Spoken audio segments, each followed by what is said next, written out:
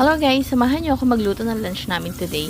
Naglagay ako ng butter sa pan, and then naglagay ako ng garlic. Igigisa ko lang yung garlic hanggang sa medyo mag-brown. Then ilalagay ko na rin yung mga hipon. Igigisa ko lang yan for about 1 to 2 minutes.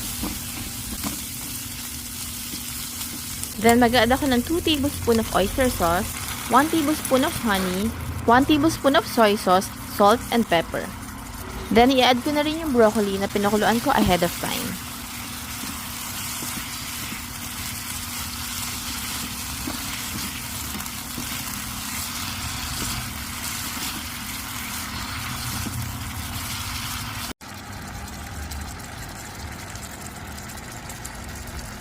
Then, mag-drizzle ako ng sesame oil for extra flavor.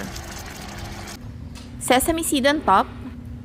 And that's it. Super sarap na, super healthy pa. Thanks for watching!